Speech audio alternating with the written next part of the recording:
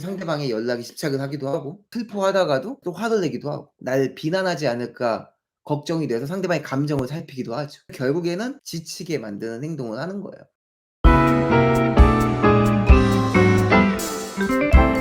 심리학의 대가 3명이 프로이트, 칼 융, 아들러 이렇게 이어지잖아요. 그중에 오늘은 이제 프로이트라는 사람에 대한 얘기를 좀 해볼 건데, 이 전이라는 개념도 정신분석학의 창시자인 프로이트가 발견한 개념이에요. 그래서 전이란 무엇인지에 대해서 가볍게 정의를 내려보자면, 어떤 A에 가지고 있는 감정을 B로 옮겨가는 것을 전이라고 이야기를 합니다.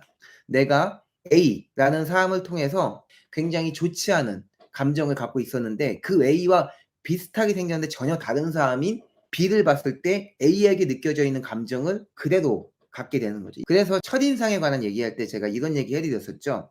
처음 만나는데 왠지 끌리는 사람, 혹은 처음 만났는데 별로이라고 느껴지는 사람이 있다고 했잖아요. 그게 바로 이 전이라는 개념 때문에 그런 거거든요. 보통 무의식적으로 이루어지기 때문에 본인 스스로가 깨닫지 못해요. 깨닫고 있다면 당연히 B가 A와 다른 사람이라는 걸 알기 때문에 B에게 A와 같은 감정을 느끼지 않아야 정상이겠죠.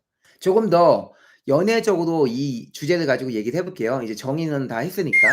이수진 씨가 연애를 항상 시작할 때마다 장기적으로 연애를 못하고 빨리빨리 헤어지는 거예요. 이 사람은 굉장히 성격이 밝고 쾌활해서 연애를 시작하는 데는 그다지 어려움이 없는 거죠. 대인관계가 굉장히 좋은 거예요. 근데 왜 연애는 항상 오래가지 못하고 일찍 끝나는 것일까? 의아할 수 있는 거예요. 여러분들이 직접 그런 사람을 겪어보지 않더라도 주변에서 그런 사람을 본 적이 있었을 거예요. 사람들과 잘 사귀고 대인관계도 원만해서 매력적인데 오래 연애도 못하고 금방금방 헤어지는 사람을 본 적이 있을 겁니다. 상대방이 칼답이 오지 않거나 혹은 스케줄이나 이런 것들 때문에 만남을 성사시키지 못했을 경우에 이 사람이 날 별로 좋아하지 않나?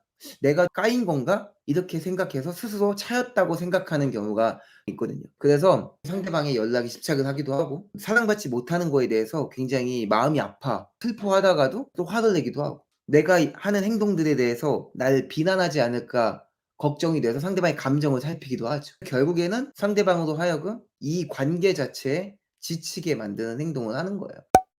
감정 기복이 심해서 집착하고 내 연인을 질리게 만드는 그런 사람들이 어떤 이유 때문에 그런 연애를 하게 되었는지에 대해서 좀 얘기를 해볼 거예요. 이 이수진이라는 사람이 어렸을 때 편모 가정에서 자란 거예요. 어렸을 때부터 아버지가 없이 어머니하고 단둘이 살다 보니까 어머니와 더 라포가 깊게 쌓이는 거죠. 근데 어머니가 새로운 남자가 생기고 연애를 시작합니다.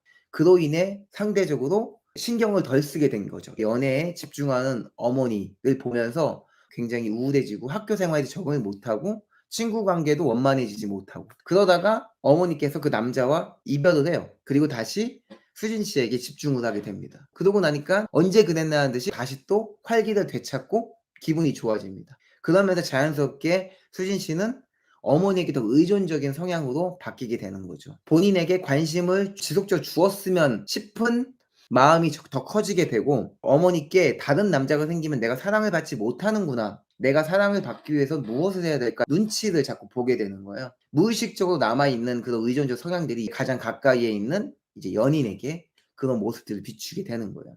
계속 누군가의 사랑을 받아야 된다라는 무의식적인 행동들이 이제 집착으로 발현이 돼서 그 상대방이 날 떠날까 하는 두려움들도 커질 수 있다라는 거예요. 전이라는 개념을 통해 어렸을 때 어머니에게 가지고 있었던 감정이 연인에게 투영되는 그런 현상이 존재한다라는 것들을 좀 이야기해 드리고 싶었습니다.